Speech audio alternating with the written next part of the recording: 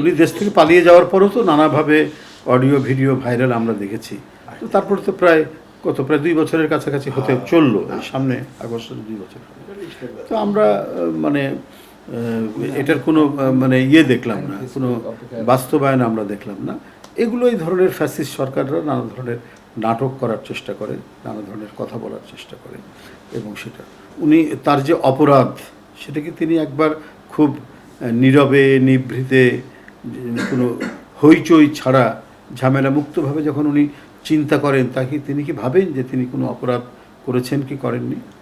তো তো এখন উনি এগুলো আবার দেওয়ার দরকার কি, কথা বলার দরকার কি? যদি ওনার যদি সেই থাকে, তার যদি সেই ইচ্ছা থাকে, তো উনি চলে আসুক, উনি আদালত ফেস করুক, আদালতের যে দণ্ড আছে এবং আদালতের যে মামলাগুলো আছে সেই মামলাগুলো উনি ফেস করুক। দেখি উনি কি মানে সেটা করতে পারেন কি না, এটাও তো জনগণ দেখতে চায়। এইটা একেবারেই আমি বলবো যে স্বভাবসুলভ তার একটা বৈশিষ্ট্য।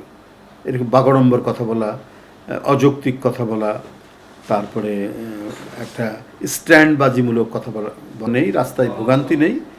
দারুণভাবে এটা সামাল দিতে পেরেছে বিএনপির সরকার, জনাব তারেক রহমানের সরকার। নিত্য প্রয়োজনীয় যে জিনিসের দাম এই বর্ষার আগে বা এই সময় যেটা বাড়ে, সেটাও অনেক নিয়ন্ত্রণে রেখেছে, নিয়ন্ত্রণ রাখা গেছে মার্কেট ইন্টারভেনশন করে, তারপরে বিভিন্নভাবে করি, এবং কম্পারেটিভলি যে খুব বেশি না হলেও এর চাইতে আগে কখনো ভালো ছিল না আইন শৃঙ্খলার পরিস্থিতি।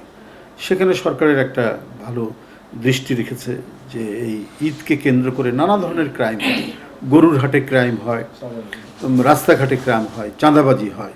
তো সেই ক্ষেত্রে এই যে সজাগ দৃষ্টি রাখা, মানে আইন শৃঙ্খলার প্রতি, এবং সেই সমস্ত চাঁদাবাজদেরকে দমন করা, এবং নানা যে পদক্ষেপ সরকারের পক্ষ থেকে নেওয়া হচ্ছে, এই সমস্ত কারণেই মানুষের মনে স্বস্তি শান্তি বিরাজ করছে।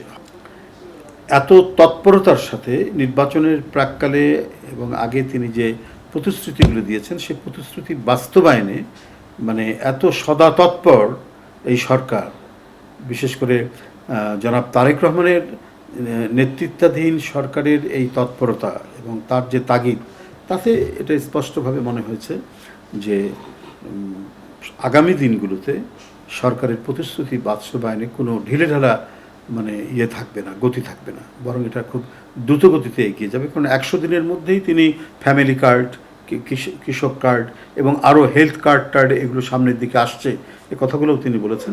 তো সুতরাং আমরা এই দুটোর যে ধরনের আমরা বাস্তবায়ন দেখেছি, এবং খাল কাটার যে প্রতিশ্রুতি, সেই প্রতিনিয়ত তিনি যেভাবে খাল কেটে চলছেন তার বাবার মতোই, সারা দেশব্যাপী, তো সেগুলোতেই মনে হয় যে তিনি প্রতিশ্রুতি বাস্তবায়নে কখনোই পিছপা হবেন না, এবং জনগণের কাছে প্রদত্ত অঙ্গীকার রক্ষাতে অত্যন্ত দৃঢ় সংকল্পবদ্ধ।